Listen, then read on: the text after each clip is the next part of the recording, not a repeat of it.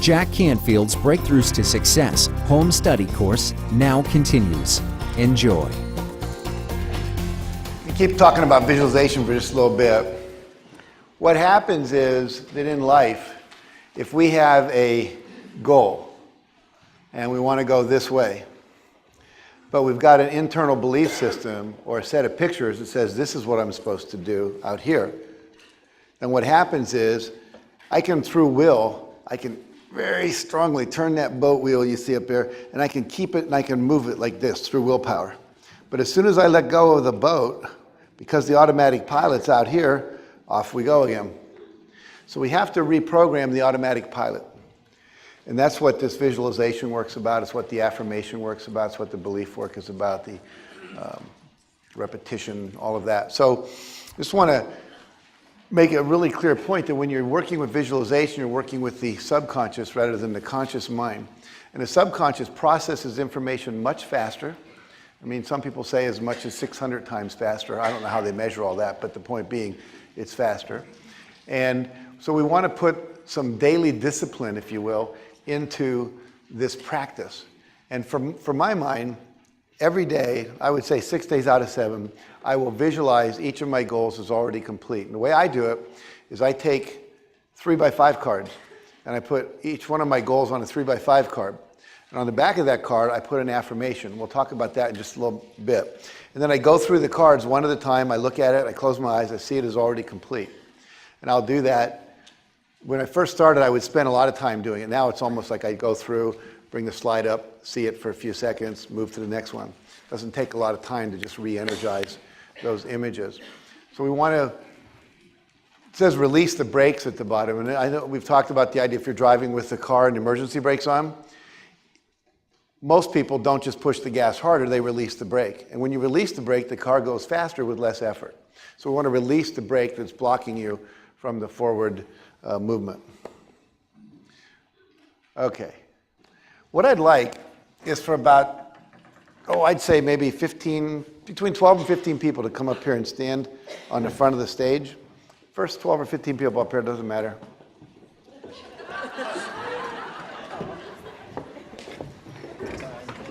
Okay, hang on now. We didn't have enough room. Let's see, I may have asked for too many. Let me just see what we can accommodate up here. Bonnie, if you could move down just a little bit like that.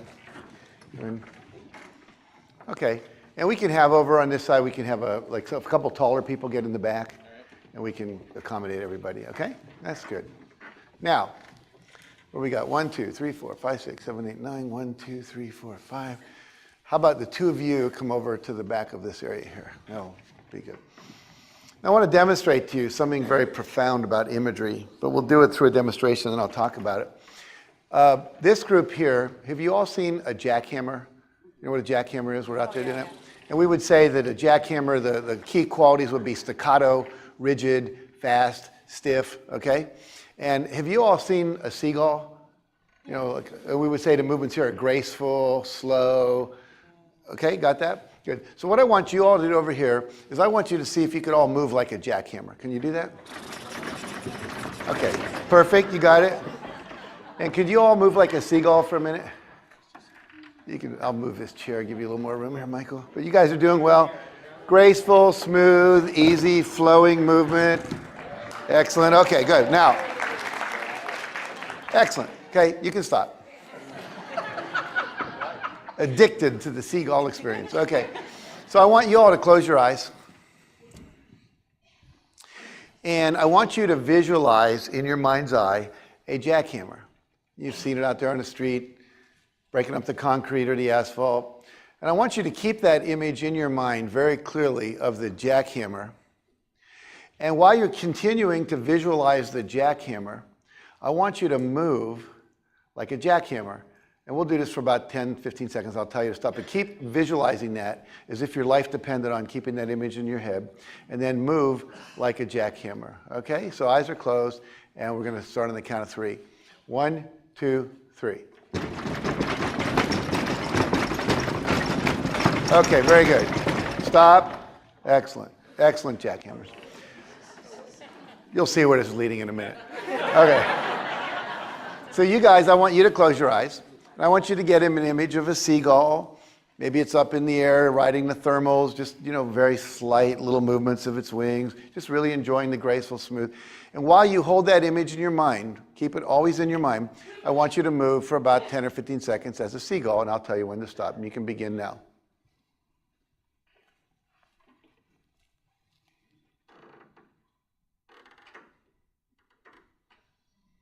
Excellent work. Okay, you can stop, open your eyes. Now I'm going to go back to my jackhammer group. I want you to close your eyes. And I want you to bring back that image of the jackhammer. And just, your life depends on that image. If you forget it for even a minute, something terrible would happen. So you've got to keep really focused on that image of the jackhammer. And while you're holding that image of the jackhammer clearly in your mind, I want you to move like a seagull on the count of 3. Here we go. 1, 2, 3.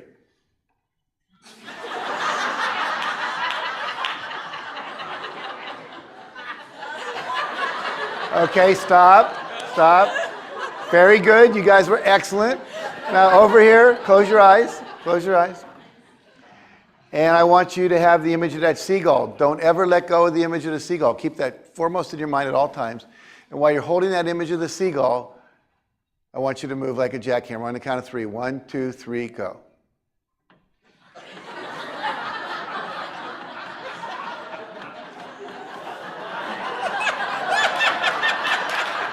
Okay, stop. Let's give him a big hand. Stay up there yet. Can I have a mic?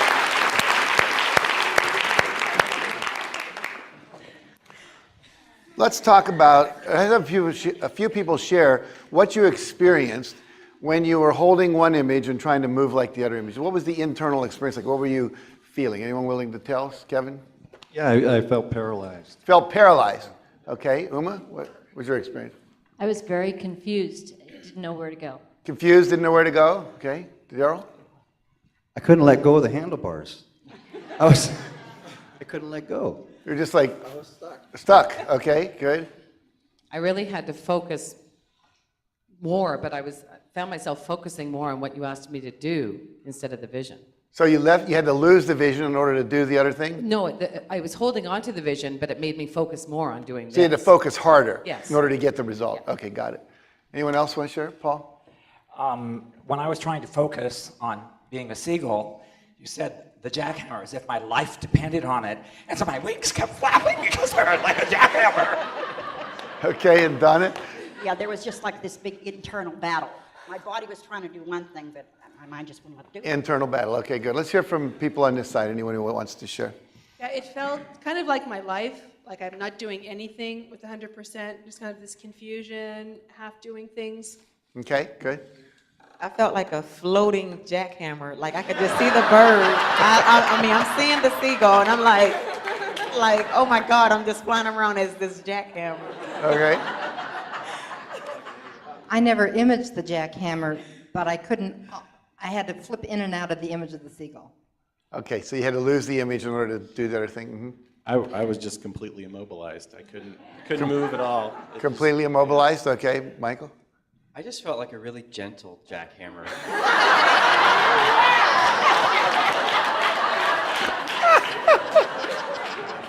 I felt like I was contradicting myself. Felt like you were contradicting yourself? Yeah, Michael, for you guys, he was going like this. Very nice. Okay, let's give them all a hand and you can go back to your seats.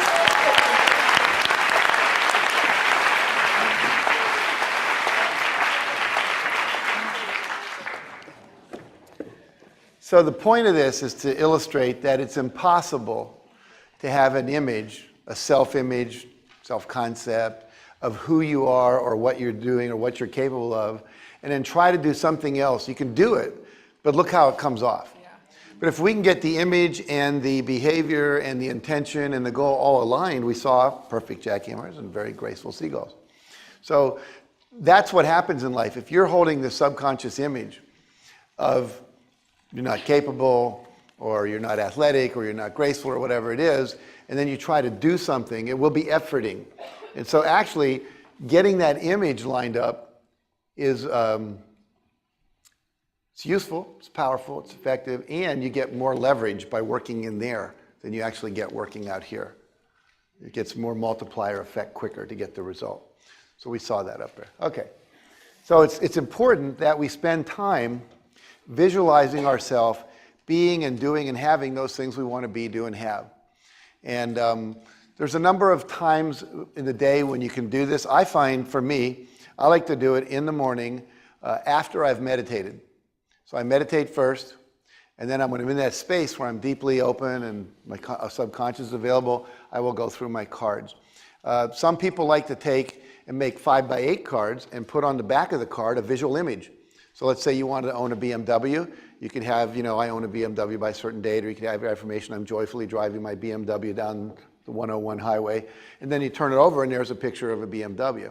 And if you want to really go for it, go down to the BMW dealer, sit in the car, stick your head out the window, have them take a picture with your camera, take it home, blow it up, stick it on the back of your card. Some people make scrapbooks or a 3-ring binder where each page represents one of their goals, and they'll have a visual image representing that goal. So we have an external image that will then help us close our eyes and see it on the inside as well. Some people have their screensaver, so it constantly every 15 seconds changes to one of their goal pictures. So having these pictures of your goals around you is helpful. There was one year we put all our family's goals, we got symbolic pictures of them, vacation in Tahiti, certain kind of car, kids wanted to go to a certain place in Europe, whatever. And we put those pictures on the refrigerator. So every day when we go to make breakfast, lunch, dinner, there they be. So there are a number of ways you can play with that. Some people make treasure maps or collages where you have a large poster board and you cut out all the pictures of the things you want and words that represent the qualities, and you put that. We did that for our staff this year. Everyone has one. I have mine in my office on a flip chart easel like this. Patty has hers in the office. And so we're constantly being forced, if you will, to remind ourselves of what it is we're focusing on, and it brings those images back. All right. I keep doing this. I'm a slow learner. Here we go. Okay. So again, visualize your goals and results is already complete. Your level of performance will match your dominant vision. You saw that up here. The dominant vision was controlling that level of performance. And so if you want to increase your performance, you've got to increase your vision. I was working with a corporation about 15 years ago in Orange County, and they wanted me to come in and help them double their sales that year. So what we did was we upped the quotas that would equal to double sales, and then they created a contest, or not a contest, but a reward system that said anyone that meets quota will win a free trip to Rio de Janeiro for a week, Brazil. This was all the way from California. And so what we did was I said, that's nice, but that won't last for more than a week or two and everyone will forget it. So it was a high-tech company, and they had in the hallways these video monitors, hanging off these black brackets. You've seen that kind of thing. And every corner there was a video monitor. They would scroll through with announcements and the baseball teams meeting and just all that kind of stuff. And so we had every hour, all year long, a 5-minute commercial about being in Rio. And it would come up and say, you can visualize yourself in Rio, and it would show the big cross that's up there on the rock, whatever that is. And they showed the topless beaches, but only from the back. And then they had all of the Copacabana type clubs and all the different things that they'd be able to do on the beach and in the clubs and at night and the recreation. And that year, I think 89% of the people met their quota, because every single day, all day long, they were being hit. It just became like second nature. Of course we're going to go. One of my friends is a coach for professional sailing teams. Like guy builds Oracle, decides to buy a big boat. Now they're going to sail, do the Australian races and all that. And we have this thing called the America's Cup, where every year they sail in Australia and America. And the Americans have been winning this forever. And one year the Australians won it. And what? Hang on. The year that they won it, hands down, and beat the crap out of us, was and we went to find out what happened. And it turns out that the coach of that team had read the book Jonathan Livingston Seagull. And Jonathan Livingston Seagull would always talk about, wherever you want to be, you see yourself already there, and then your body will follow. People that have seen Rudolf Nureyev dance, the ballet guy, people that are able to see biomagnetic fields, auras, they would say and I've talked to one of these people, that literally they would watch his energetic field leap all the way across the stage, and then his body would follow it. Is that amazing? Because I'd never seen a guy leap like he leaps. I mean, it's just amazing, almost like defies gravity. And so anyway, this guy read the book, and he decided to make a tape. And the tape was a narration of the Australian team beating the American team. And, you know, we're passing the second buoy, and we're 2 boat lengths ahead, you know, and that kind of a narration went on for several minutes. And the coach made the team listen to it in pairs every day, twice a day, for 5 years. Now we're talking thousands of times. By the time this team actually raced the Americans, it was like, not them again. Already beat them over 1,000 times. Why are we doing? You know, it's kind of like just, it'd be like Michael Jordan coming in and playing basketball with Terry here. You know, it's like a slam dunk. He's going to win. He knows it. The confidence is there. He's a pro. He wouldn't even think about it. And that's the way they began to build up that level of self-confidence. So we want to really lock that vision in until it becomes like second nature. Peter Vidmar, Olympic athlete. When I met him at the National Speakers Association, one of the stories he told that day was that at the Olympics, they had been studying and practicing for this at UCLA, where he was an undergraduate. And at the end of practice, everyone else would go in to take their showers, and he and a couple other people would stay, and they would continue practicing for another 15 minutes. It was just to get that every day. Every 4 days, they had an hour's edge of more practice than everyone else. But you know how they would end their practice? He said we would take chairs, and we would put them like this, and we would stand up on them, and we would sing out loud the national anthem, na, na, na, na, na, na, and we would watch the flag go up, the American flag being at the top. And then we would practice bending our heads down, receiving the medals. And then we would stand back up and do that. He said we did that every day for 4 years after practice. And they rehearsed the routine. I think it was Peter Daggett was the other guy that he used to hang out with. And they would pretend that it was the last event, and it was down to the Chinese and the Americans, and that he would have to score a 9.995 on the parallel bars or the high bar, whatever it was, I'm forgetting right now, in order to win the Olympics. And when they got into the Pauley Pavilion at UCLA, where he had practiced, because the Olympics were there in '84, he said it came down to where it was the Chinese and the Americans, and I had to get a 9.995 in order to beat them. And he said, I'd done it 400 times already. We just went up. He said, I didn't even imagine being in the Olympics. I imagined being back in the practice and just doing it one more time. And he did it, and he won the gold. And I can tell you story after, I've collected hundreds of these. I'm going to write a book about it at some point. But it works. But you have to work it. It's a discipline. You know, I almost called the success principles the disciplines of success. That was another title I had considered, because they are disciplines. And if you practice the disciplines, you know, you get the result of the disciplined behavior. This is an actual picture of an iceberg. And this is like your mind. 5/6 of it is your unconscious mind, 1/6 is your conscious mind. And that we program with visualization, affirmations, the books we read, the movies we watch, the television we look at. It's that constant repetition that goes in there. And we want to start being conscious and intentional about it rather than letting it be programmed unconsciously. When they wanted to put a man on the moon at the Quonset hut in NASA, where they were building the space shuttle, it would be something like about this size, except it'd be bigger up like that. One whole wall was a picture of the moon, literally floor to ceiling, 100 feet high. Everyone knew what the goal was. Everyone was visualizing that's where we're going. They kept it constantly in front of them. And that's what you want to do with the use of visualization in your life. Now, why is it that when we did that exercise and we turned, we went further? I want to look at that for a minute with you so you understand it. Because if you understand it, you're more likely to do it. When you have a vision of something you want and the reality says I don't have it, it creates something in your brain called structural tension, cognitive dissonance.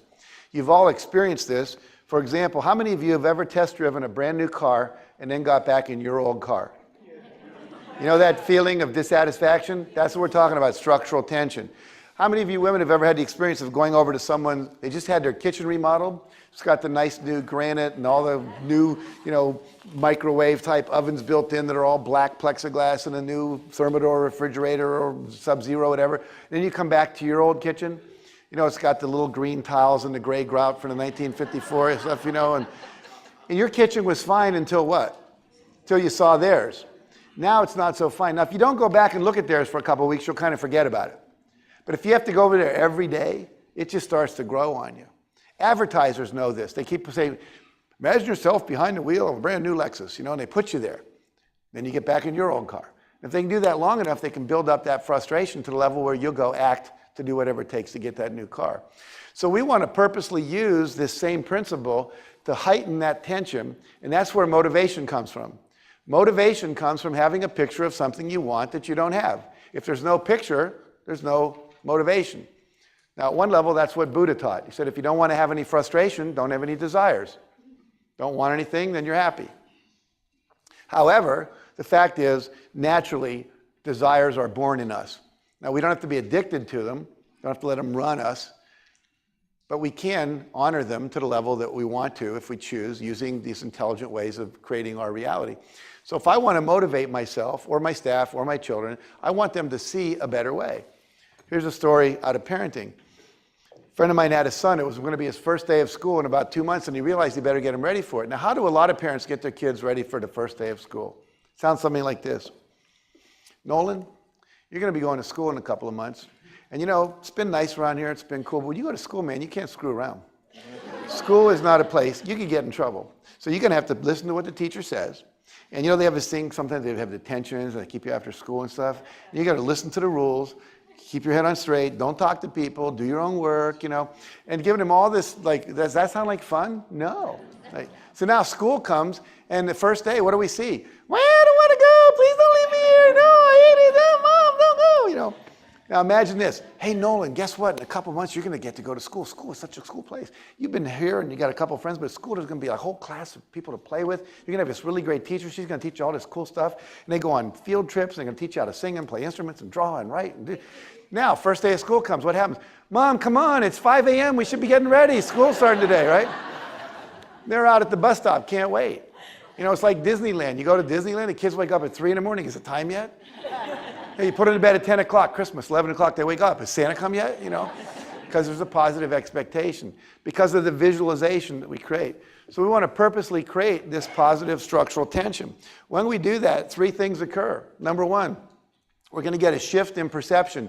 You will start seeing things that were always there that you never saw before, and I'm going to demonstrate that to you in just a second, that will help you achieve your goals. Literally, you have a part of your brain called the reticular activating system that is filtering out most of your perception. Right now, you're not aware of what you're feeling in your right foot. But as soon as I say right foot, you're aware of it, aren't you? Now, that information was streaming up your spine into your brain, hitting the reticular system, and the reticular system said, sorry, you don't have an invitation, you don't get in. Because in a sense, it's irrelevant information right now, given to what your focus is. But as soon as I say your left shoulder, you can feel what's going on in your left shoulder. And I can move you around like that forever, and you'll start to notice that. But you can't perceive everything at once. It would overwhelm you. Any of you have done hallucinogenic drugs, sometimes that's what happens. It opens up that place, and all of a sudden, everything's flooding in. It's like, whoa. The wall's dancing, and you see cells structuring, and fractals are occurring, and at least that's what they say in the research that I read.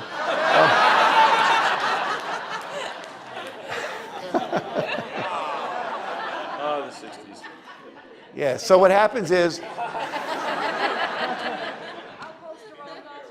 How close to Ram Dass would vary.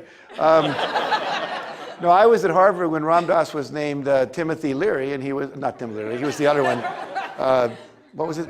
Richard Alpert. Yeah, and he was there with Timothy Leary. And I didn't do it then, but they were paying kids $25 to go to these experiments on the weekends and do LSD to see what would happen. It was a legitimate research study because they didn't know at that time. And unfortunately, I didn't sign up for that. But the reality is that this little reticular system says some information gets through and some doesn't. And what determines what gets up into consciousness? And what determines that is your beliefs, your self-image, your goals, and your needs.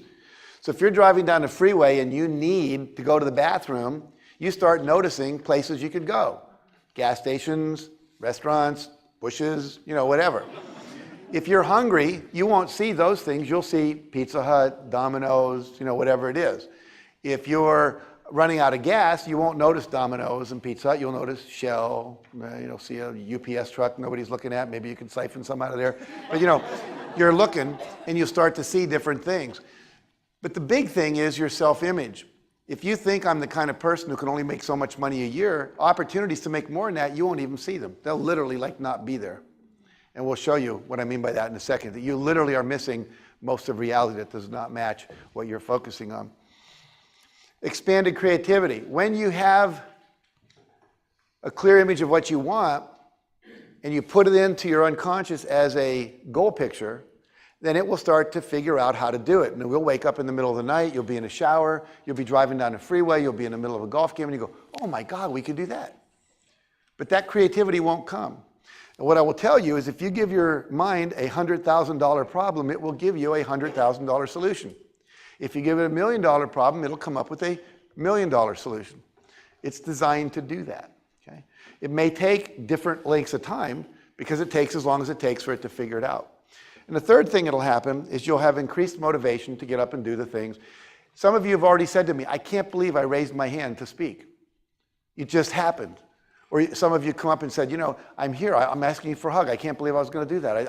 I've never done that. Well, you'll find yourself doing things you've never done and motivated to do the things that seem difficult. And that will result in what we call action, and the action is what produces the result. Okay? All right, now, that diagram's in your book somewhere, so I'm going to go on, but don't worry about copying every single word down. It's there. Okay. Up here on the screen, some of you have seen this, I'm sure, in workshops. Some of you probably use it, but those of you haven't, let's all read this sentence on the count of 3 out loud. 1, 2, 3. Finished files are the result of years of scientific study combined with the experience of many years. Very good. Kind of a weird sentence, but I'm going to leave it up there again for 10 seconds in just a moment. I want you to count the number of times the letter F, E-F, how many F's appear in that sentence. Don't say anything out loud. Keep it to yourself. You have 10 seconds.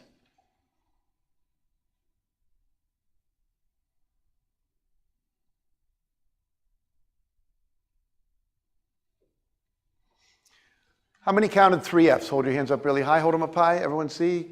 About just a little under half the people in the room. How many counted 4 F's? About 20, 30, about 30 people. How many counted 5 F's? Again, about 20 people. How many counted 6 F's? Looks like about 30 people. Anyone count 7 F's? 1, 2, 3, 4, 5, 6, 7, 8. Anyone count 8 F's? 9 F's? Okay, good. Are those the 3 that most of you saw?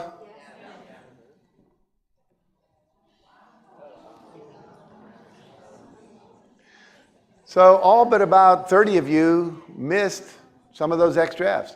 Now here's the question. Does it mean they're not there? No, they're there. I like to refer to average middle class Americans as 3F people. They kind of see what the average person sees.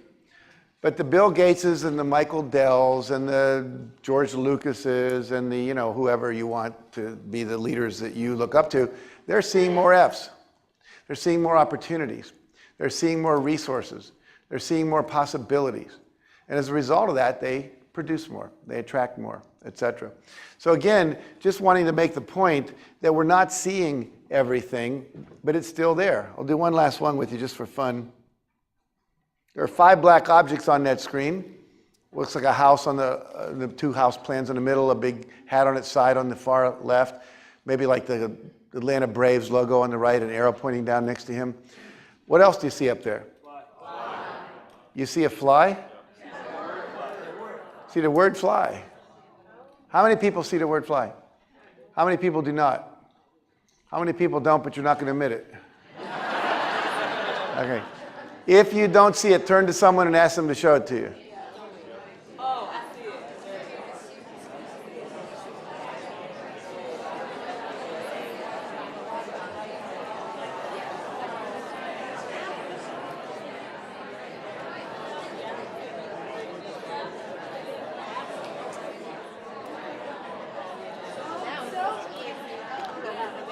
It's a white letters, white block letters against a black background, except part of the background's missing. But see, a lot of people don't see that, and sometimes I've had people where they'll spend 5 minutes trying to show it to them and they still can't see it. Any of you ever do that and get angry because the other person can't see what you can see so easily? Yeah. It takes as long as it takes. But here's the cool part. Once you've seen that, you'll never not see that again. Once you've seen how to make $1 million a year, you won't be able to not do that. You know, it might take you a year or two to build back in a different arena, a different field, whatever, but you'll have the perception of how to go about that because you've seen it once before. You know, I know people that are billionaires, and they just look at the world really differently than we do.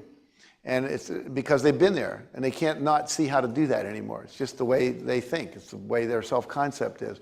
So once you start to move in these new arenas, with the visualization, it will open up your field of perception to see these larger opportunities that are out there existing for you. So we do not act in accord with reality. We act in accordance with reality as we perceive it. And most of you are perceiving it differently. So again, we want to open up the perception so we can perceive it at a level that's going to support the level of success that we want to create. I talked about the reticular activating system. That's the part that decides what gets up into consciousness, controlled by your beliefs, your images, and your needs and goals. And one of my friends calls it the important list. You decide what's important and you let the reticular activating system know. It's like a gated estate, and you say, okay, Brent's invited. If he comes and he says, my name's Brent Davis, you're going to let him through the gate. But if Nolan's not on the list, he says, well, I'm here for Jack Canfield's party. What's your name? Nolan. Don't see you on the list. Can't get through the gate. So we programmed the gate guard, as you were, with our visualization. So the other thing is, in order to be effective, you want to create a frequency of interaction with the brightness of the future. And what that means is daily discipline of doing this. The more often you do it, the more it gets quicker. I love that. That was a birthday card someone sent me once. But you get the idea that you're visualizing yourself thin, and then you get the result. I love this one.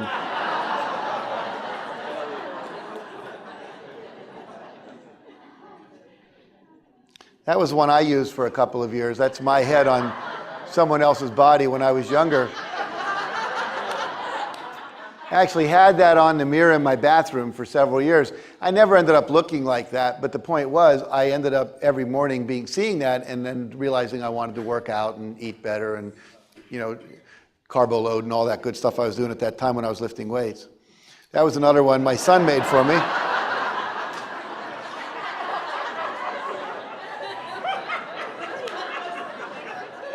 Here's that picture I mentioned about when the Australians won the America's Cup. Now, here's Patrick Taylor, very interesting guy. He decides he wants to help some kids in school down in New Orleans. Takes a middle school, and he's a self-made millionaire through oil, and solely owns his own company, no stock owners. And so he picks a middle school in New Orleans where the kids are experiencing like an 83 or something like that % dropout rate. In other words, 80% of the kids at his middle school never graduate high school. So he decided he wanted to make a difference, and he understood this principle of visualization. So he said to the kids, look, if you get a certain grade level, I think it was a B average, and you have a 96% attendance record, and I'll pay for your college education. And what he did was, as an intervention, since he understood this, he took all the kids out to a university. None of these kids had brothers that went to college, their parents hadn't gone to college. They had no picture of what college was. So he took them on a bus out to a university, had each kid assigned to a college student, and they went to all their classes with them, they went to the lunch with them, they went to the gymnasium with them, whatever, until about 4 o'clock in the afternoon. They got them back on the bus, brought them back to school, sent them home.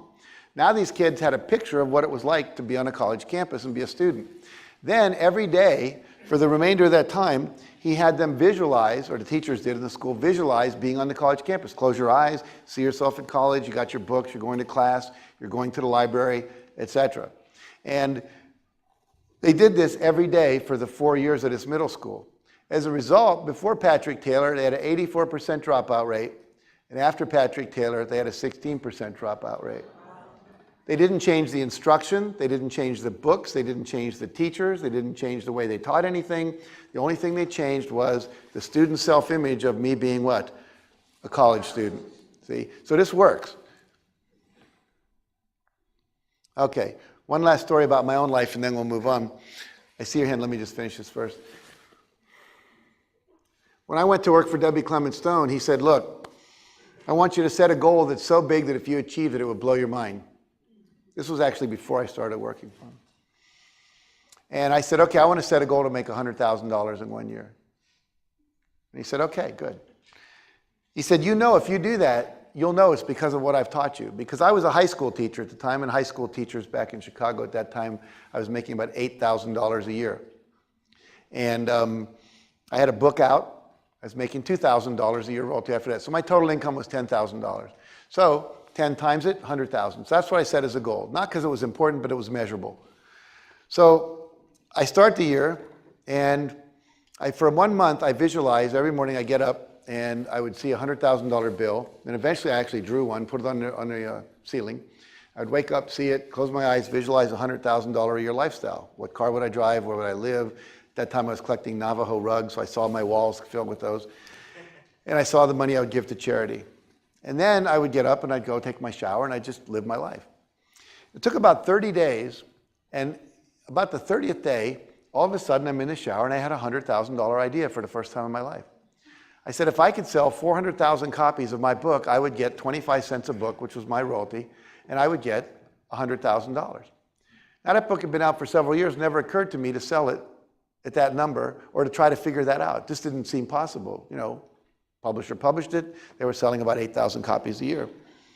So now I've got this book, and I figure, okay, if I can sell 400,000, that's what'll work. So I start visualizing now 400,000 copies sold. About a month later, again, I'm in my grandmother's bathroom. What magazine will you find in almost every grandmother's bathroom in America? Reader's Digest. Me too. 8 million readers monthly, it said. 8 million readers monthly. So I said, wow, if 8 million people knew about my book, certainly 400,000 would go buy it. So I called up Reader's Digest. I said, I want to take an ad. They said, great. I said, how much would that cost? They said, well, let's talk about how we're going to do it.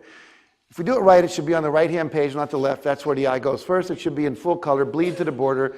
Let us write the copy because you don't know what you're doing. And you should have it in at least 6 times to get some repetition built up so people will actually see it and do it. I said, fine. What would that cost me? The guy said, that'll run about $108,000. I said, I will not be doing that. He said, why not? I said, I don't have $108,000. And number 2, even if I did, I end up losing $8,000 based on the way I was calculating this. Then my wife saw another F. She said, Jack, there's something in Reader's Digest besides articles. Oh, no, I sped up too fast. So I said, okay, there's something else in there besides advertisement, Fetter. She said, there's articles. So why don't you write an article? So I wrote an article. Sent it off to 52 editors on the masthead. I sent one to every 52. I thought, someone will like it. I get a phone call about a month later. Just Jack Canfield? Yes, we have 52 copies of your article on my desk because they all got forwarded to me. He said, because I'm the family life and education editor. I'd written about raising self-esteem in your children. And he said, next time just send one, send it to me, and no, we're not doing your article. It doesn't quite fit our publishing schedule and all that. So then I'm in a supermarket. I see the National Enquirer. It says 12 million readers weekly. I said, that's better than the Reader's Digest. Right? Now, had I been in my grandmother's bathroom hundreds of times? Yes. Had I ever seen the Reader's Digest? No. Why? Because it was an F that I had no need to see because it didn't match any goal fulfillment that I had. But once I had the goal to reach a lot of people, that 8 million readers just jumped out at me. The National Enquirer jumped out at me. Right on the masthead, it said 12 million readers weekly. So I called them up. Equally ridiculous ad rates for what I was trying to do. But I kept thinking, got to get in the Reader's Digest, got to get in the National Enquirer, and I visualized that. 6 weeks later, I'm at Hunter College in New York giving a talk to 600 teachers, about twice the size of this group. Lady comes up, she says, you know, I'd like to interview you and publish an article about your work. It's really cool. I said, fine. Who do you write for? She said, I'm a freelancer, but mainly I write for the National Enquirer. I'm going, no, no, no, no, no, no, no. So she went and she published the article. My book sales shot up, but still not enough to sell 400,000 copies in a year. And that's when my wife saw another F, because she's now involved with this with me at that point. And she said, you know, if we were a bookstore, we'd make $3 a book instead of 25 cents, because the book sold for about $6, and that would be the retail markup. I said, wow, then we'd only have to sell 33,000 books. She says, that's right. I said, that's much easier. So we started a mail order bookstore, took some small ads in some parenting magazines, some newsletters, started getting some real movement. And then we saw another F. We ordered something in the mail, and it came in, and we opened a box, and besides what we ordered, there were all these circulars, flyers for other products. And we said, wow, when people buy stuff, they know you're now willing to buy stuff through the mail. So now they're saying, hey, buy some more stuff through the mail. So she said, we've got your book. Why don't we sell other stuff too? So we ended up with an 8-page catalog with 32 self-esteem products, tapes, books for parents, teachers, personnel, and the corporations, whatever.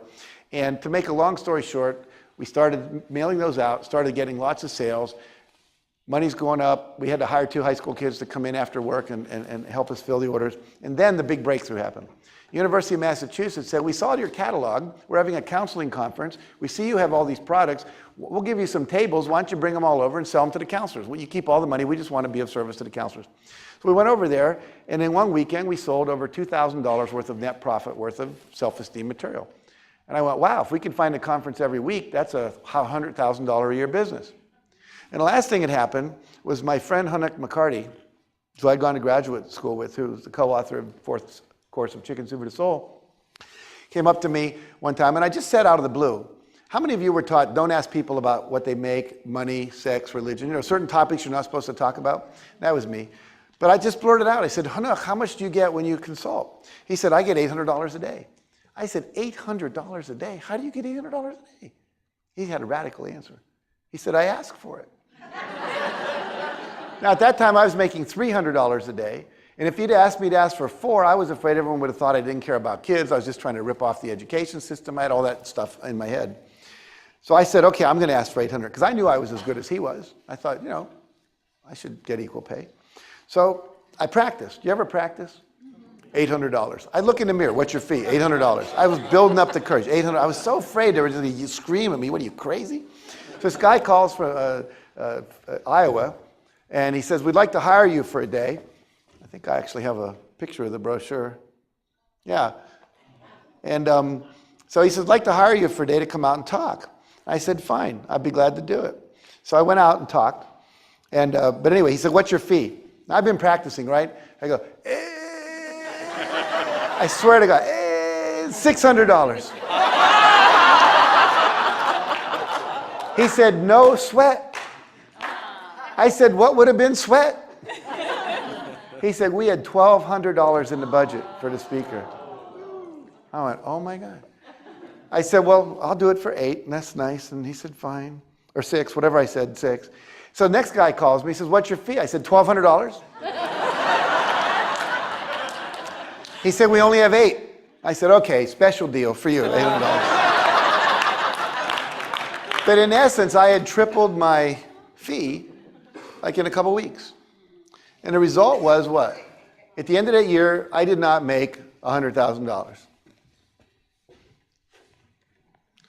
What we did make was $92,328, where before we'd only made 10.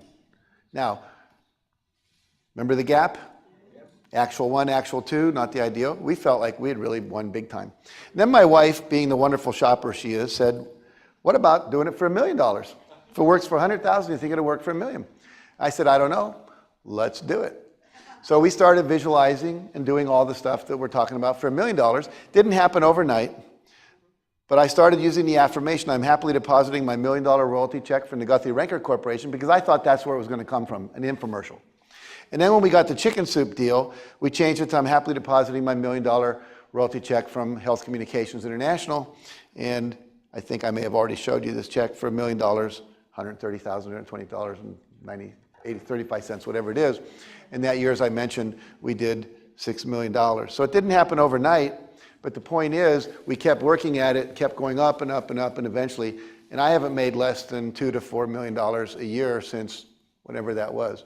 So it can happen, but you have to work it. I mean, I literally do these affirmations and do the visualizations 6 out of 7 days a week, all year long. And as long as you do that, then you keep generating the ideas, the perceptual filters open up, and as you'll feel motivated to take actions, and you'll see that people come soaring into your life that can help you achieve your goals. You can do a wish book. We mentioned that. 3-ring binder, put your pictures in there of the things you want. You can do a dream board. Here's John Assaraf, who's a friend of mine. And this is a very interesting story here. If you look up on, if I have it circled here, yeah. On this board, this was a dream board he made. This This is kind of like John, very technical, not very artistic, but it's got everything in there he needs. Some people make these beautiful dream boards with gold foil on them and stuff and really get into it. But everything on that board he's manifested. And the really cool story was that you can't see it too well with this screen, but up in the upper left-hand corner is a picture of a house that he picked out of a magazine. It's about a 14,000 square foot house down in Rancho Santa Fe. And he picked it out of a magazine and put it on his dream board just as an example of the kind of house he'd like to live in. And then one year he moved and he put his dream boards away, didn't take them out of the garage. And 4 years later, he moved into a nice house in Rancho Santa Fe. And as they were unpacking all the boxes, his son said, "What's in those boxes?" He said, "My dream boards." He says, "What's a dream board?" He says, "Well, open up, I'll show you." So they opened it up, and John said they pulled out this one, and he started to cry. He said the reason he was crying is that house, which he picked out as just an example of the kind of house he'd like to live in, was the exact house they were now living in, and he'd totally forgotten about it. Very, very, very profound stuff. It works. It's how manifestation works. It starts out essence, quality, picture, and then it comes into form. And so if you work the system, it'll work. Leave lights down one more time. I'll just show you another one here. This is a different dream board. One of my friends up in Canada, a guy named Rich Kimman, who works with Avitas, that he worked with. We talked about the BMW. Go down to the dealer, get a picture taken. Treasure mapping. Here's a woman, took one of my seminars. She writes, Sylvia Collins, Jack Canfield's special guest speaker. She went back to Australia and literally got one of those magazine places you can go get your picture taken and put it on Time magazine, put on there, and a couple years later came back to one of our seminars and I gave her a guest speaker spot. She went back and she started visualizing her whole company going on a vacation. She asked the boss, she said, "What would it take to have you send the whole company on vacation to this place?" He says, "Well, if you would reach these sales quotas, we'll do it." She got everyone visualizing it, and 6 months later they met all the quotas and they went up to the Great Barrier Reef and were in some wonderful resort hotel for a week or two up there. But just lots of ways you can play with it. When we decided that we wanted to do a best-selling book, we took the New York Times bestseller list and we whited out the #1 book that was there and just typed ours in. Okay? That's not the exact one we did. I just use it for an example. But we had those all over the office, on every door, over every desk. And it just became the vision of what we wanted to do, and it was totally in our head. We worked with some kids in school. We said, okay, just visualize. So each kid drew a picture. Here's a kid going off to school. You see a little school sign, visualizing getting A's. So we can just apply that into all kinds of arenas of our life. To resume listening to this course on audio CD, please go to CD number 29. One of the ways you work with the vision and visualization is also to create what we call affirmations. Now, what we're going to do here this afternoon, if I took you all the way through this affirmation work right now, by the time we got done, you'd be dead. Because we'd be sitting all afternoon. It's very intense mental work. You've been doing a lot of intense mental work today, coming up with goals, thinking about all this stuff, sitting there, listening, etc. So we need to make, to become a little more experiential to keep you guys awake and alive and so forth. But I want to just kind of go over this quickly, and then we'll do a couple announcements, and then we'll take a little break and wake everyone up and come back and do something more interactive. There's two ways you talk to yourself. One is with pictures and one is with words. And so words create pictures. When I said see yourself on the edge of a skyscraper, and you walk to the edge and you look down, you were visualizing pictures, but I was giving you words. Words will give you the initiative, or they will stimulate a picture being formed in your brain. And so we're going to create a couple affirmations just for drill so you know how to do it. And then we're going to, as I said, we'll make a couple announcements to take a break. An affirmation is a positive statement that affirms what you already want as if you already have it. So if your goal was to be a millionaire, you might say, I am celebrating my $1 million net worth. Okay? Very simple. You're declaring it as if it's already true. If my goal was to have a vacation in Hawaii, I might say, I am joyfully standing on the lanai of my condo in Maui watching the sunset over Kaanapali Bay. And that would be an affirmation where I'm stating the goal as if it's already achieved. If I wanted to weigh 185 pounds, I might say, I am feeling alive at 185. You can have fun with it and make it rhyme. The unconscious loves rhymes. That's why the kids can remember all the song lyrics but can't remember any of their history dates. Because the lyrics rhyme. That's why the rap music works so well. So you can have fun with that. But these are the guidelines. basically says an affirmation needs to be stated in the positive. Remember when Hale said, I don't want you to think about a shoe? And then what do you think about? The shoe. The shoe. If I say to you, don't slam the door, what image is left in your head? Slamming the door. So you want to say, close the door softly. That brings that image up. So you don't want negatives. You want everything to be stated in the positive. Number 2, stated in the present tense. If you say, I'm going to Chicago, you're always going to be on the road going to Chicago. Or I will go to Chicago. Then it's always in the future. So I am in Chicago, enjoying my dinner at the House of Blues or whatever it is. You're stating it as if it already exists. Specific. I'm driving my new 1999 Pontiac Firebird, whatever, down the road. My new LS 430 Lexus Quadraphonic Nakamichi Sound tilt back leather seat cool car down the 405. So as specific as you can make it. Contains an ing word. That's an active verb. I am driving, enjoying, celebrating, jumping, swimming, depositing, looking at. Got the idea? And then it says contains a feeling word. The reason you do everything is because of how you think it's going to make you feel. There's nothing intrinsic about being a millionaire. But you'll feel more secure, more relaxed, excited. You'll feel, I remember, how many of you had this experience? You wanted something like a pool table for years. You couldn't wait to get it. You thought, boy, when I get a pool table, recreation is handled forever. I'm going to feel really good. And then like 6 months later, it's now where you pile up all the laundry and, So, but the reason you wanted the pool table was because you thought it would make you feel good. Okay, the reason I fall in love with someone, it's not them, it's how I feel when I'm with them that I'm in love with. I love how I feel. Okay, so we want the feeling word in there because that's where the motivation comes from. Keep it brief if it's too long. We want to be specific, but if it's too long, you can't remember it. It needs to be like a jingle. How many of you people over the age of 50 can complete this? N-E-S-T-L-E-S.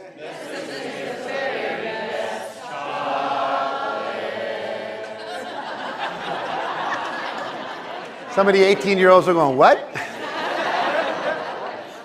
Last time that aired was 1954.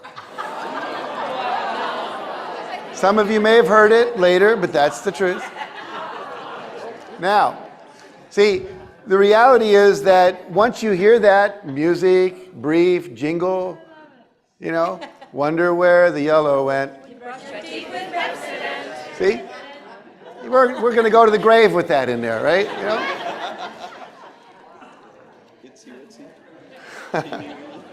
All that stuff, Oscar Mayer Wiener songs and, Anyway, we won't go too far in there. But we want to keep it brief.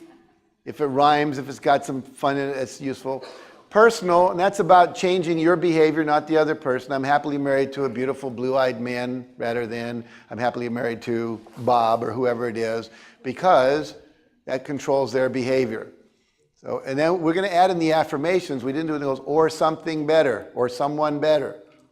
Okay, so whenever you're focusing on that level of specificity, can't even say it, specificity, something better.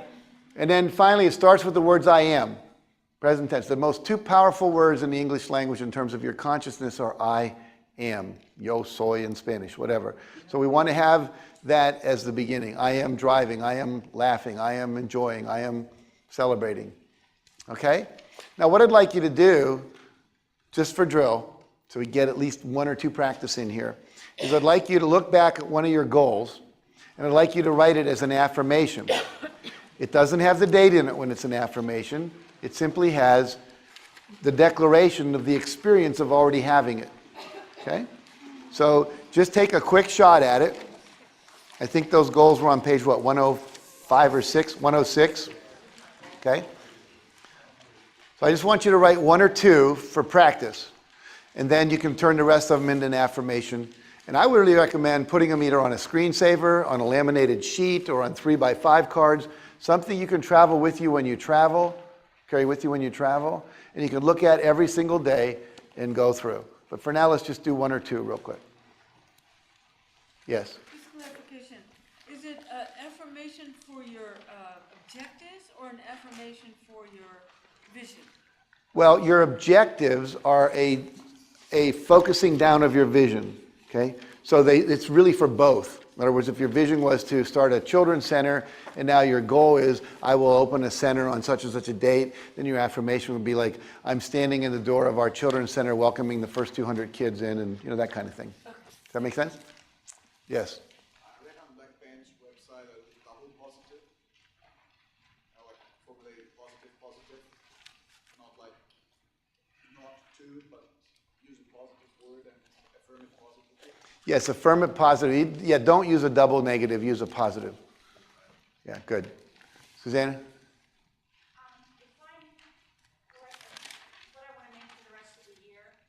If you're writing what you want to make financially for the rest of the year? Right. My objective is I will make $100,000 by December 31st, 2005 at 11 p.m. And so can my affirmation be I'm excitedly depositing a check for $100,000, even though I won't have it all at once? No, I would do something, I'm celebrating having made $100,000 in the calendar year 2005, or I'm joyfully looking at my bank statement saying I made something along those lines. You want to pick something you could actually experience. Okay? Uma. Sometimes I get confused with the concept. I'm so excited to have finished. You get confused with the concept, I'm so excited to have finished?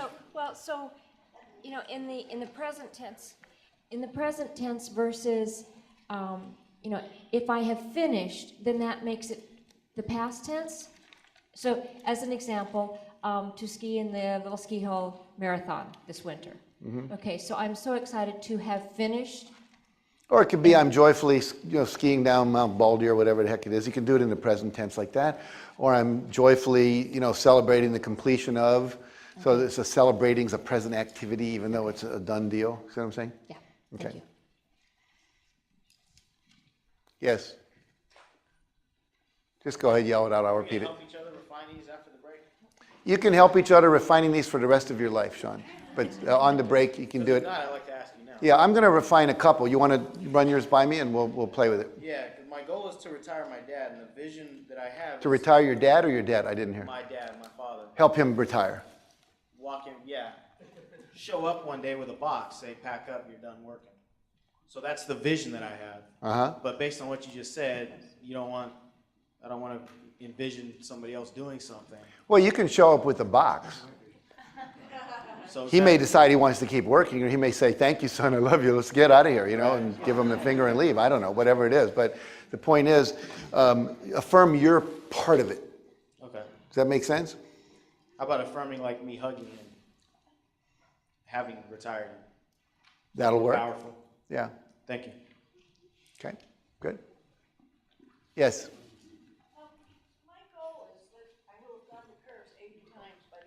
Your goal is you will have gone to curves 80 times by the end of the year. And I don't know how to phrase that in a positive. I am celebrating having finished my 80th time at curves. Simple. Okay? By going to McDonald's and eating a double cheeseburger. No. Just kidding. You're bad. I am. Yes. Yeah, go ahead. I am gratefully and powerfully sitting in my gorgeous, well-appointed home office in the foothills of the Catalina Mountains, filling out the deposit slip for $735,000 for the book It's a Godsend, Voices of Healing and Hope. Okay, now watch. Do that without looking at it. I am powerfully and gratefully sitting in my gorgeous home office in the foothills of the desert mountains, the Catalina Mountains, filling out the deposit slip for $735,000 for the book It's a Godsend, Voices of Healing and Hope. That works then. See, normally I would have said that's too long, but I had this intuitive sense you might have been able to do it. So as long as you can do it without looking at it, that's fine. Okay. Because you want it to be something you could just roll trippingly off the tongue at a moment's notice. I'm celebrating the 8 millionth sale of my The Success Principles book. I got tongue-tied there for a second. So as long as you can do it like that, fine. Okay? Briefer is usually better, but that's good if you can do it. Yes? Don. Do we have, if we think we're one of those reverse negative people? Yep. Should we do that before the affirmations? What do you think? Yes. You're right. That was for everybody else in the room. Okay? Thank you for I'm a being such a giver. good Samaritan. We appreciate it. Okay. All right, one last question or comment over here, Joanne.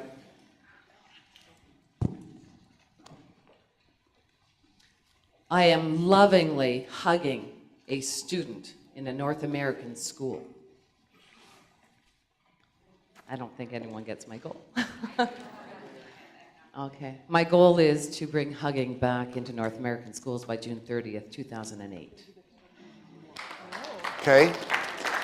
So if you're lovingly hugging one student in a school, does that symbolize all that having happened? Is that a big enough picture? I guess not. Well, that's what I'm looking for. You want the Yeah. you want the affirmation to have the juice in it, the emotional Well, juice. the juice is actually to stop bullying. To what? To stop bullying in schools. Okay. And part of the process is to allow the hugging back into the schools. And then the other process is to bring it back out of the schools to the teachers, to the parents, into the homes. And that's where the bullying starts. To get out of the schools, we have to go back into the homes.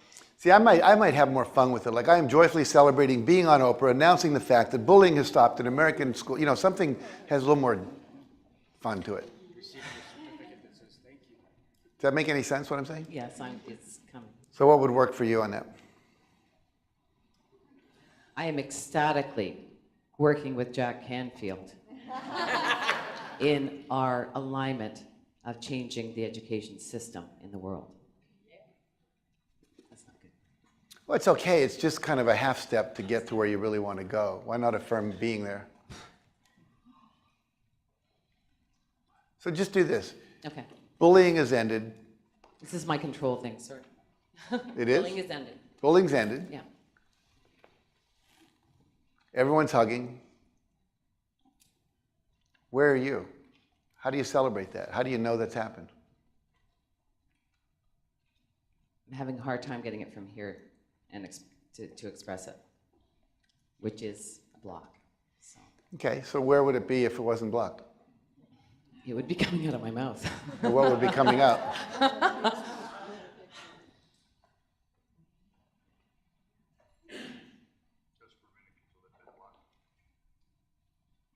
Yeah, where's Hale when you need him? No, I can let it go. It's like I'm drawing a blank here, but I know what I want to say. And I need your help with that. So when you say you know what you want to say, what is it you know? I just know it's possible. I To? see it. What do you see? Well, you already told me the bullying's ended, and I saw that. You saw that. What did you see when you saw that? Peace. Peace.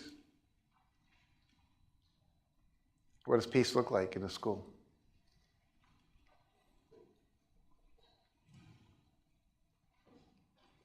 Happy. Hmm? Happy. Happy. Who's happy? The children. Children. The energy. There's joy. Okay. So describe that picture to me. I am watching what? I am seeing, I am children, what? I am seeing children joyfully playing on the playgrounds of school, knowing they're safe. Okay. So I'm joyfully watching children play on the playground peacefully and safely, something like that. I see children who are playing, knowing they are safe. Knowing that no one will hurt them at home or at school. There's no abuse. That's what's There's no anger. Yeah. Instead of anger, there's peace. Peace. Positive, Yeah. yes. Okay. So what you need to do is just simply describe that picture. See, whatever it is you want to be experiencing, describe it as if you're looking at it. I'm walking across the threshold of my new apartment. I'm staring out the balcony, looking at the ocean. I'm joyfully driving my car down the road. So you're happily watching children play, knowing they're safe in the playground. I guess so, but it doesn't feel big enough. Or what feels big enough? Pardon me? What feels big enough? It's there, right? It has to be, or you wouldn't be able to know. compare what you're not feeling to what you want to feel. I'm sorry, am I taking it? I see it not just in the schools. I see children. I see a safe, peaceful world. I live in a safe and peaceful world. It could be as simple as I am celebrating living in a world that's safe for children and other living things. Remember that poster? Yeah. Yeah, you want the whole enchilada. Yeah. All right. Go big or go home. I like it. Go big or go home. Okay.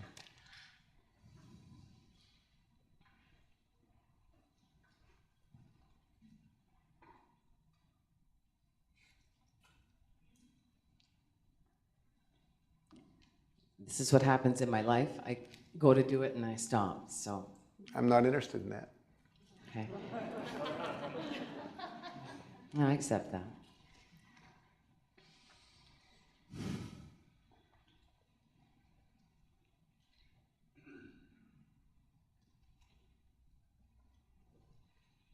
I see me joyously celebrating with all of the children of the world that have now been freed of the pain of abuse. How's that feel? Better? Yeah, That's it what feels like it's more connected to your heart. Okay. Were you abused? Physically? No. Anyway, I don't know. Yes, I do believe we all have been on some level. And we've all been on the other side of it too. And that's what I teach. All right, good. Well, you're obviously passionate about it. Yes. Okay, now I want you to do one last thing. I want you to say it with enthusiasm. Yeah, I think I have a block that if you're peaceful, it's hard to go the other way too, to really have that zest. So. I didn't say you had to get crazy, just enthusiastic. Just enthusiastic. And actually, it is my nature to be that way. Okay. I am dancing with all of the kids in the world that are now free from the pain of being abused. You want it more joyful, sorry. I am dancing with all of the kids around the world who this is hard. I know, but it's worth it. It's worth it. Yeah, you're right up against it. This is a letting go thing. But look what happened. You're dancing now. Before you were just. And I love to dance. Yeah. Terry's going, go. So go ahead with the dancing part and move and see what comes from that. Okay.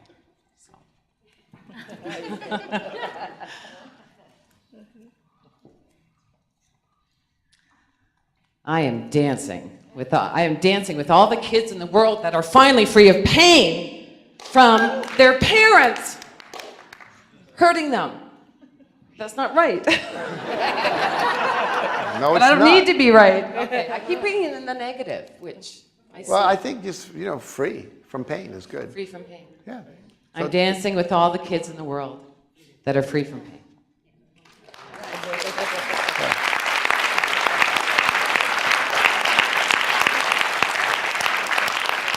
Just because I can feel it coming, I feel like a midwife, and I've only got the know, shoulder and and I the do head out too, so I far. do You know? too, I do too. Just that you got it, but just put the energy in it now. Just like say it 100%. Oh, that's the problem. You were chewing gum. No wonder. I know.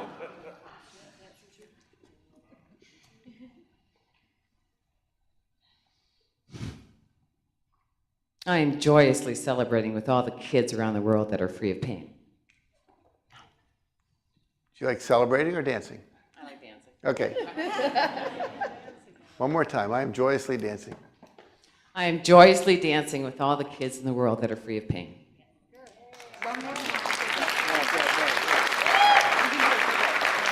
Is that a question or a statement? It's a statement. Well, then state it. Give me a clue. Is it?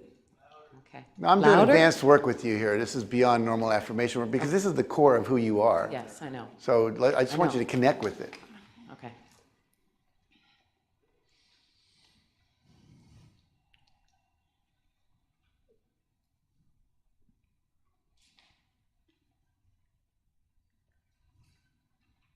I am joyously dancing with all the kids around the world who are fine. Joy is a block. The expression of that. I in would have me. never guessed that with you. So, if I could give you $1 million, if you could express 30 seconds of joy as you present this affirmation to the world, free of pain, could you do that? Money's my other issue. Could Jana help me? You want someone to help you? Could Jana help me with I don't know, music? could she? Sure. There she is.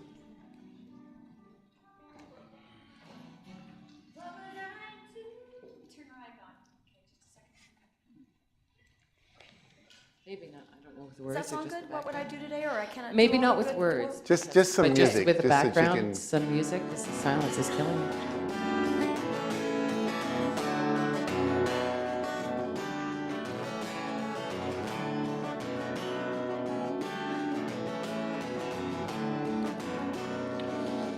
You're gonna give me $1 million? That was an as if. Where's Melissa? She wants to be the actress. Maybe she can coach me on this. Okay. Maybe a little more up. I grew up in the disco thing. That's better.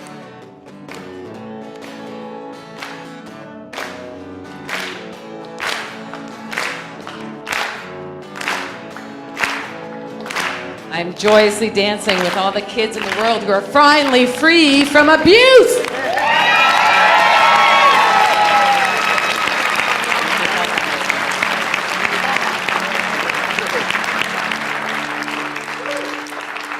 That was good. And then you instantly went, what? You did it, and then you went, oh, I didn't do well. Yeah. Because I brought that abuse word in, I don't know why. I guess it's okay. Here's my experience. You did something, you moved it quite a bit. Yes. We don't have to take it all the way at once. Can you accept that you've done something useful here? Oh yes, the gap is my issue too. So yes, I can. Okay. I've stretched. Yeah, definitely. Yes. Definitely. I was in a seminar once where we spent 4 hours coming up with what we called a core affirmation. And I wanted to kill the facilitator. Literally wanted to take him and wring their neck. I can help you with if you have any residual anger. Okay. And where it ended up with was, I am a radiant child of God, sharing my love and light with everyone I meet. When I finally got that, I looked like David back there, just, you know, because I'd opened myself up to the essence of who I am.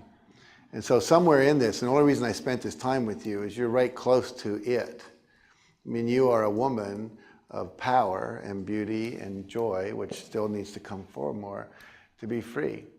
And part of why you want to do it with the kids so much is you still need to do it partially with yourself, to bring all that joy and safety forward so you can be radiantly with us. So it's a great thing to do with them because it'll grow you in the process. But you need to come out and just play, girl. Can I quote my daughter? Can you quote your my daughter that she wrote on my birthday card? What did she say? 2 weeks ago. And she drew a beautiful heart, and she's a gorgeous artist. She's going to do the cover of my book that she doesn't know yet. And it says, "Dear Mom, the light that you have in your heart lights up the world and everybody in it." And that came from her to me. She says, it took me a while. I was sitting on the toilet. That's where she gets her inspiration. And a couple weren't right, but that's the one that flowed through for her. Many things flow through me on the toilet, too. I understand Actually, after today and yesterday with hail, they're flowing a lot better. Yeah, flowing I'm up learning there. to let go a bit more. Yeah. Well, I would just feed this back to you, and this is in love. There's no Yes. judgment here. I No, hope you I won't hear know. daily. But when you stood up and shared earlier, I thought, oh, here's a very powerful woman. You have all the presence of a speaker, and you know, you've got that part. And I was just thinking, God, if she just lightened up a little bit, she'd be amazing. I mean, you're already great. But Do you know I could used to be amazing. lighter? Thank you. I'm not I interested in what you used to be. I'm Okay, I interested lost in- a bit of that, but I promised myself tonight, and with my goal of sharing my life process with 100 people by 9 o'clock on August 11th, 2005, and then creating donations for Jana in the process, because it's not going to be a free talk, that there will be a lot of humor and a lot of having fun. And so I'm going to practice that tonight. Good. All right, thank you. Thank you, everybody else.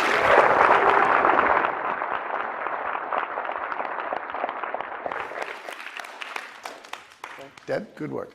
Thanks. All right. So affirmations can be played with at two different levels. We played with one of them here, which has to do with your goals. And she popped into like, there's this core statement that expresses your essence, bringing out into the world. It's a whole other level of work. But I wanted to go with it, so I did. Talk about the one thing that most separates winners from losers. Winners take action. I did that demonstration on a TV show. It was a morning talk show. And I held up a $100 bill to the studio audience. And I said, who wants this? And it took a while, but someone finally ran down and took it.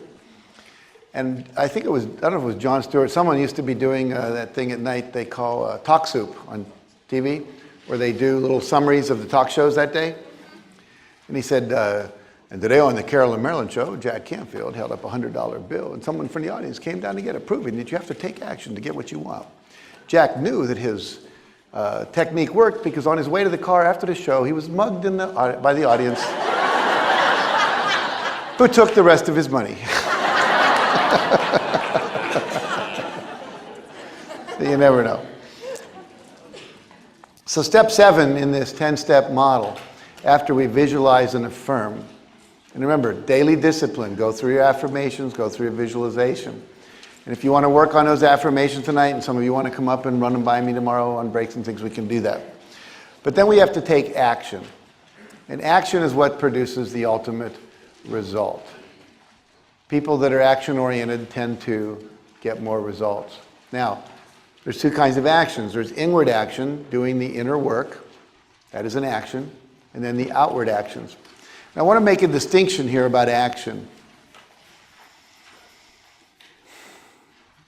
When you visualize what it is you want, and you're very committed to it, and you do the release work that Hale talks about, and you release it into the universe, release it to God, trust that it will happen, be optimistic, you're going to get what I call inspirations to act. You'll be in the shower like I was, and you'll say, oh, I could sell 100,000 or 400,000 copies of my book. And then you'll get an inspiration that says, oh, call up Reader's Digest. Start a bookstore. Go to the gym and work out. You never know what it is, but if you trust those inspirations, miracles happen.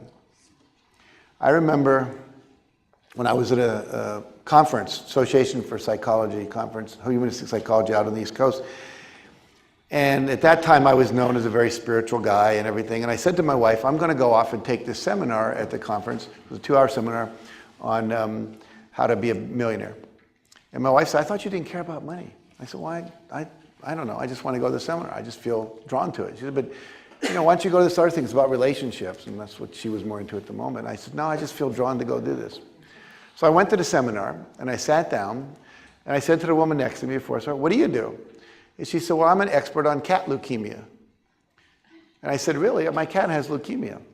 I said, what can you do about that? She said, we can cure it. And she did. Now, if I hadn't gone to that seminar and sat down next to her, my cat would have died many years before it needed to. So you never know. You're going to be led to go where you need to go. To sit down on that bus and have a woman say next to me, hey, I'm from W.H. Smith. I can help you do that. You're going to find yourself picking up the phone and making phone calls or whatever. Trust the intuition. Take the action. Those kind of actions will come to you in almost like a sacred way, but you have to act on them. Your intuition, which remember we talked about being taught inwardly, inward tuition, if you don't honor it, it's kind of like a person who comes to your house and you don't offer them tea and you don't talk to them, you ignore them, eventually they quit coming over. So one way to keep the intuition flowing is to honor it by acting on it and taking those steps. So there are many kind of actions we can take. I love this quote. It says, you can't hire other people to do your push-ups for you. So I can't hire Chaz to work out in the gym for me. It won't help my body. I can't hire you to meditate for me. I mean, you can send me love through meditation, but if I want my consciousness to rise, I'm going to have to do that work. And so all these things we're talking about are things that you need to do for yourself. Bryce Courtney wrote a book called The Power of One. Did any of you see that movie or read the book? Yeah, he's a big, well-known author over in Australia, and I met him at the Maui Writers Conference, and he decided, he was in advertising, he decided he wanted to write a book. He grew up in South Africa, and he was beat up a lot because he was the wrong religion in the town he was living in. And so he wrote a book about growing up in South Africa. And every night he came home, and from 7 o'clock until midnight, he wrote. And his goal was to finish his book within 1 year, by midnight, December 31st, a year later. And he would write for 8 hours on the weekend, and what would that be, 5 hours every night. And then he'd go do his job. And at the end of that year, he finished a manuscript. And he actually finished it 5.5 hours after midnight. He actually cried. He's a little bit compulsive. He thought he missed it by 5 hours, But he finished the goal. And he then took the book and wrapped rubber bands around it and put it down as a doorstop for his door.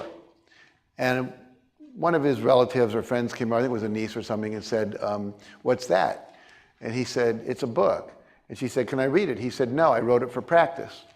Because a lot of people in the novel world think you have to write 3 novels. The first 2 are for practice, the third one you publish.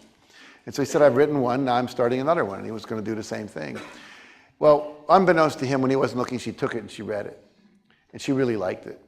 And she said, you have to send this off to an agent. Well, he did, and it garnered him a $1 million advance for his first novel. But the point I want to make is he committed himself to what he calls bum glue. Bum glue is you glue your bum to the chair and you type. And 5 hours a day. We talked about the rule of 5. And if you just type, you produce words, and eventually they get better and better and better, and pretty soon you have a book. For some people, it does take 3 novels. But the point is, it's that daily discipline of doing that which you say you want to do. So you've got to take that action and get involved. And it's called do whatever it takes, within, not unethically and not illegally, but to do whatever it takes. Be willing to pay the price. Find out who's already done it. Study with the masters. In other words, if you want to find out who's already done it, pick the best. If you want to learn a language, go find someone in the world who teaches it quickly. When I wanted to learn a foreign language, I found a guy named Georgi Lazanov who had come over from Bulgaria, who was teaching people 2 years of French in about 1 month, and then 2 years later they had a 90% recall. Well, why wouldn't you want to study with them? Or the photo reading people, or whatever it is. Find someone who really knows what they're doing. Acquire whatever skills and knowledge you need. Like, I didn't know a lot about sales when I started out. I was a high school teacher. We didn't sell anything. I mean, we did, really. We sold Kids on Learning. But I had to learn all that. I had to learn about how to be a speaker, how to integrate humor, how to do PowerPoint. So whatever it takes, go out there and do it. Build a team. Most of the things you want to do, you cannot do alone. You have to build a team. That's where the enrollment, that's where some of what we'll be focusing on tomorrow becomes so powerful. Learn about team building. Learn about masterminding. Learn about management. Read books. My mentor said, cut out 1 hour of TV a day, and that gives you 365 additional hours a year divided by a 40-hour work week. That gives you 9.5 additional weeks. That's like 2 extra months a year. You can read a lot in 2 months. So that hour a day, that hour of power that we were talking about this morning, very powerful. And get started now. Don't wait. So many of you are waiting. I used to use this metaphor. It's like some people are waiting for the 15 doves to fly over the house in the sign of a cross, and say, okay, today is the day. We know signs are good. But the truth is that you just need to jump in and start. Where's Adolfo? Yeah, give me one of your forms for a minute here. He's going to present this more formally tomorrow, but I just want to show you what Jump In and Start's all about. We were talking this morning about his idea that he wants to, when he got his goal really clearly, what it was. And he talked about it yesterday when he got his crayons. I mean, it was clear. Boom, I want to do this thing. I want to help kids and stop abuse and so forth and so on. And so here he's got a petition that he printed up in his room already, went to the business office, and tomorrow he's going to ask you to sign it. And it's called Start Now. Now, is this perfect? There may be a misspelled word on there. Doesn't matter. It started. We're doing it. We're moving. We're going into action. And as you get into action, you'll get feedback, and the feedback will help you do it better and better. You can pass this back to him if you would. But the point is, it's just called Get Started. You know, write that book, design that seminar. My ex-wife, Georgia, she wanted to do a couple seminar, and she was so afraid to sell and enroll people that she called her friend Stephanie Marston over, and she said, I want you to sit by my side and hold my hand while I dial people to see if they'll take the seminar. And after about 12 of them, she turned to her and she said, I don't need you anymore. You can go now. I'm cool. I survived. I know I'm going to be okay. And the people that took that first seminar were all our friends in our living room. I think they paid like $50 for the weekend. And as a result of that, we developed a seminar that we taught all around the world. It took us to Hong Kong, to Turkey, to Morocco, and all kinds of other places where we did workshops for executives, for YPO, CEO, and so forth. But she just started. And the first seminar was pretty rocky, but she got really, really good at it. And I got good at doing it with her. So, again, just get started. I love this. Jim Rohn says you're the average of the 10 people you spend the most time with. So you want to surround yourself, we talked about earlier, with people that are already actualizing at the level you want to get to. So if you want to be a millionaire, who should you try to spend some time with? If you want to be spiritually enlightened, who should you spend some time with? Spiritually enlightened people. You want to be thinner, who should you spend some time with? Enlightened millionaires. There you go. See, we can hit two birds with one stone, right? And there are. I'm a millionaire. Hale's a millionaire. The guy you're going to be talking to tomorrow night, Michael Gerber, is a millionaire. We're all multimillionaires. And we're not totally enlightened, but we're certainly more enlightened than most of the people out there playing the game. So you can hang out with those people, okay? They're available to you. Join the country club. Fly first class every once in a while, you know? Meet some really cool people when you do that. Join the frequent flyer clubs. You can sit in the lounge there with some of the players and introduce yourself to them. Go to the professional meetings. Volunteer to help people.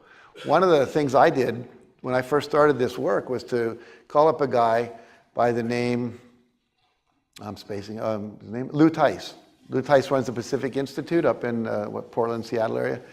And he was doing what I wanted to do. He had developed video-based training programs. And I knew I wanted to leverage my work and reach more people. And if I was going to do that, I couldn't show up everywhere. So I called him up and I said, look, if you're ever in LA, instead of hiring a limo driver, I will drive you around for free in exchange for asking you questions. You'll save money, and I'm very interesting. I think you'll enjoy the conversation. So he said yes. A couple months later, he was down there, drove him around, drove him to a country club to give a speech, drove him back to his hotel, picked him up the next day, took him to the airport, etc. And I just grilled him. He gave me lots of information. 2 years later, we were both bidding on a contract for the LA County Office of Education to develop a video-based training program to get people off welfare. And I won and Lou lost. And he was very gracious. He called me up and said, congratulations, no problem. I'm glad my student outperformed me on this one. But the point being that that's available to you. There's all kinds of ways to get around the people you want. You can read their books, listen to their tapes, take their seminars, you know, ask them to be a mentor, hire them for a coach. But get around the people that you want to be around. This guy, Tim Ferriss, I met, he was 26 years old up in Silicon Valley. And he was making $75,000 a month at 26 years old. And I asked him how he did that. And he said, well, I realized I wanted to start a company. And so I went and I found someone who had one that was a startup because I wanted to work in a startup company. And I went and asked him if I could work for him. And he didn't want me. And I kept sending him stuff. And eventually I came out and just knocked on his door and said, I happen to be in the neighborhood. Can I meet with you? And he actually was sleeping in a YMCA on the floor because there was no room. No, he was sleeping in a gym on the boxing ring, and had one shirt which he was washing every night and ironing it again, and he got the job. He spent 2 years there, left, started his own company, and now he's doing $75,000 a month, 26, because he decided to put himself where the people are that knew what he wanted to learn. See, uncommon success is a result of consistent little increments over time. It's not necessarily the big thing, it's the little things, day after day after day after day, that build up, and those are the actions we got to take. So I read professional books for an hour a day. If you listen to an audio tape or a CD for 30 minutes each day, 5 days a week, in 5 years, you'll have been exposed to over 1,300 hours of new and useful information. That's the equivalent of a year of graduate school. Winners take action. I don't think I have a slide on this, but there's something I just learned recently called the law of probability. says the more things you try, the higher the probability one of them will work. I love that. The more seminars you take, the higher the probability one of them will transform your life to a next level. The more people you ask, the more likely one of them will say yes. Bill here told me a story over lunch that he decided he wanted to have a foundation and help kids go to college. And he just started asking people. And he finally asked a woman who was an heiress to the UPS Foundation, she says, well, if you can go out and get another 100,000, I'll give you 100,000. So he went out and he raised the other 100,000, got 200,000, and sent 14 kids to college. A teacher, not a business owner, not a millionaire, a teacher. Raised $200,000, put 14 kids through school who never do it otherwise. How'd he do it? He took action. So one of the major actions you got to take is what we call ask.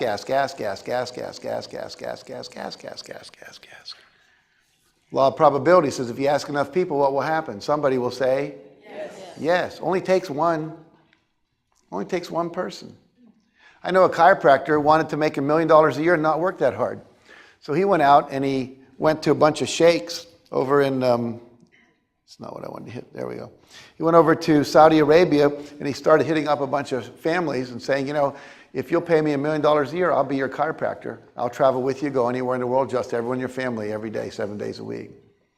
Most people went, get out of here. One person said yes, only took one. How do I notice? I met him at the Grand Wailea Hotel when there was a sheikh there with the whole family, and he was laying down by the pool, and I said, what do you do for a living? He said, I'm a chiropractor. I said, where do you work? He says, all around the world. I said, how do you do that? And he told me.